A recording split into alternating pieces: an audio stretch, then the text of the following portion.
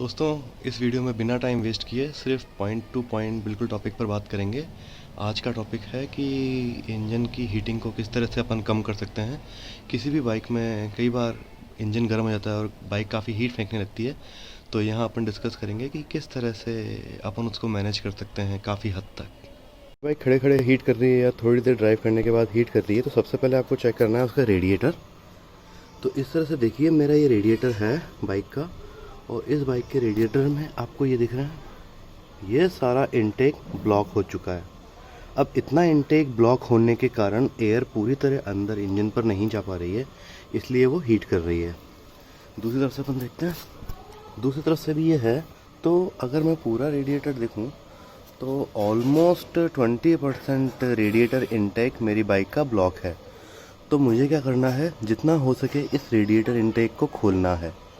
अब जब अपन ये खोल रहे हैं तो अपन कुछ चीज़ों का ध्यान रखना है।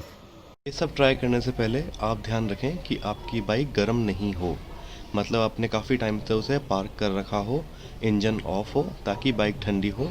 क्योंकि जो अपन करने वाले हैं उसके अंदर अपन को रेडिएटर को टच करना होगा। अगर वो गर्म होगा तो आपके हाथ जल सकते हैं। अब आप ध्यान से देखेंगे कि प्रॉब्लम दो तरह की है, या तो आपकी इसकी तड़ियाँ मुड़ गई हैं या फिर उनमें काफ़ी कचरा भरा हुआ है।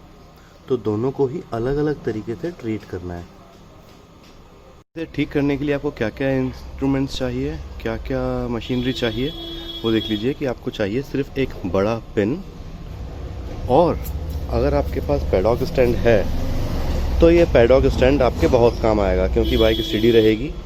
अगर आपकी बाइक में डबल साइडेड स्टैंड है तो इस पैडॉक स्टैंड की ज़रूरत नहीं पड़ेगी। अब इस तरह से आपको देखना है कि कौन कौन सी तड़ियाँ मुड़ी हुई हैं और कौन कौन सी तड़ियों में कचरा भरा है। तो आप देख सकते हैं इन सारी तड़ियों में कचरा भरा हुआ है। तो आपको इस पिन का यूज़ करके धीरे धीरे, आसानी से धीरे धीरे ये मिट्टी और कचरा निकालना है। और इसको निकालने में आपको लगभग 1 से 2 घंटे लग जाएंगे, क्योंकि आप धीरे धीरे बहुत ही सफाई से इनमें से ये कचरा निकालेंगे। और एक बात आपको जो ध्यान रखनी है वो ये है कि ये बहुत नाजुक होती हैं, तो इनको आपको बहुत ज़्यादा ज़ोर नहीं देना है, वरना ये टूट जाएंगी। और दूसरा, जब आप इसमें वॉश कर रहे हैं तो पानी भी धीरे धीरे ही मारना है। कई बार ज़ोर से आप प्रेशर मारते हैं तो उससे भी तड़ियाँ मुड़ जाती हैं, तो उससे भी प्रॉब्लम होती है। आप देखेंगे जहाँ कचरा नहीं है वहाँ से आप आर पार देख पा रहे हैं, और जहाँ कचरा है वहाँ पर वो ब्लॉक है। तो बस यही प्रॉब्लम गाड़ी को हीट करती है। ये one of the many problems हैं। इसके अलावा भी कई रीज़न होते हैं, पर ये एक रीज़न है जिसके कारण गाड़ी काफ़ी हीट करती है। तो आप ध्यान रखें कि आप अपनी रेडिएटर ग्रिल को साफ़ करके रखें। ये लोग इस रेडिएटर ग्रिल के आगे एक आफ्टर मार्केट एसेसरी आती है, एक कवर आता है, वो लगा लेते हैं।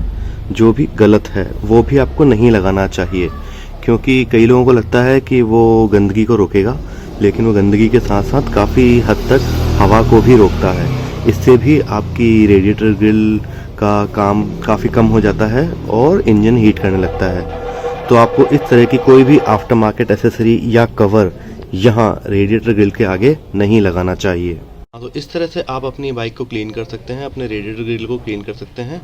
ये क्लीन करने के बाद, अच्छी तरह से पानी से साफ़ करने के बाद, आप बाइक को ऑन कीजिए, थोड़ी देर बाइक को चलाइए और फिर फील कीजिए कि आपकी बाइक अभी भी हीटिंग कर रही है कि नहीं।